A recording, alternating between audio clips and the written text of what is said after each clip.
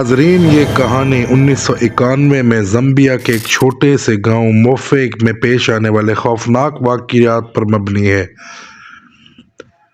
جہاں ایک قاتل شیر نے پورے علاقے میں دہشت مچا دی تھی۔ یہ داستان بالکل حقیقت پر مبنی ہے۔ 1991 کی ایک تاریک رات زمبیا کے ایک چھوٹے سے گاؤں موفے میں ہوا کی سرسراہٹ اور کیڑوں کی آواز کے علاوہ مکمل خاموشی تھی۔ مقامی لوگ اپنی جھونپڑی نما گھروں میں سو رہے تھے کہ اچانک ایک خونی چیخ نے ان سب کی نیندیں اڑا دی۔ ایک نوجوان چرواہے کی لاش گاؤں کے باہر پڑی تھی۔ اس کا جسم ادھڑا ہوا تھا اور جگہ جگہ پنجوں کے گہرے نشان تھے۔ کچھ دیہاتیوں نے دعویٰ کیا کہ انہوں نے ایک انتہائی بڑے شیر کو دیکھا ہے جو دوسرے عام شیروں سے نہ صرف بڑا تھا بلکہ زیادہ وحشی نظر آ رہا تھا۔ وہ بے خوفی سے گاؤں میں آیا اور اپنے شکار کو گھسیٹ کر لے گیا۔ اگلے کئی دنوں میں یہ قاتل شیر بار بار گاؤں میں حملہ کرتا رہا۔ وہ عام شیروں کی طرح رات کے اندھیرے میں چھپ کر نہیں بلکہ دن کے وقت بھی حملہ آور ہوتا تھا۔ خوف کا یہ عالم تھا کہ لوگ اپنے گھروں سے نکلنے سے بھی گھبرانے لگے۔ دیہاتیوں کا کہنا تھا کہ یہ کوئی عام جانور نہیں بلکہ کوئی شیطانی روح یا بدروح کا شکار بنا شیر ہے۔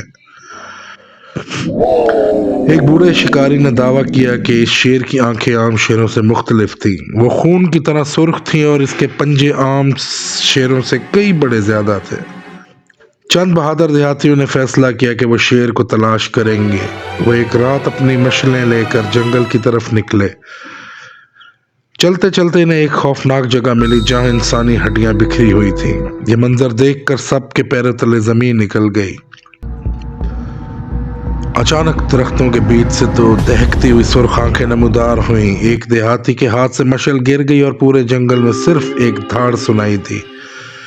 ایک ایسی دھاڑ جو کسی عام شیر کی نہیں لگتی تھی بلکہ جیسے کسی عفرت نے جنم لے لیا ہو۔ موفے کے مقامی لوگوں نے حکومت سے مدد مانگی اور ایک تجربہ کار امریکی شکاری وین وینزل کو بلایا گیا۔ وینزلر نے کئی راتیں اس شیر کے تعاقب میں گزار دیں۔ وہ سمجھ گیا تھا یہ عام شکار نہیں ہے۔ آخر کار ایک رات وہ شیر کا پیچھا کرتے ہوئے اس جگہ پہنچا جہاں یہ خونی درندہ اپنے شکار کھاتا تھا۔ جیسے ہی وینزلر نے اپنی رائفل تان کر گولی چلائی، شیر چیخا مگر وہ بھاگا نہیں بلکہ اس نے وینزلر پر حملہ کر دیا۔ وینزلر نے پوری یقین اور مہارت سے دوسری گولی چلائی جو شیر کے ماتھے پہ جا لگی۔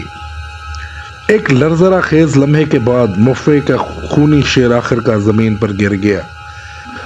جب دیہاتیوں نے شیر کو قریب سے دیکھا تو ان کے رونگٹے کھڑے ہو گئے۔ یہ شیر عام شیروں سے کئی زیادہ بڑا اور بھاری تھا، اور سب سے زیادہ خوفناک بات یہ تھی کہ اس کے پنجوں پر انسان کی انگلیوں کے نشانات جیسے نشان موجود تھے، جیسے کسی جادو یا بدروح نے اسے قابو میں رکھا ہو۔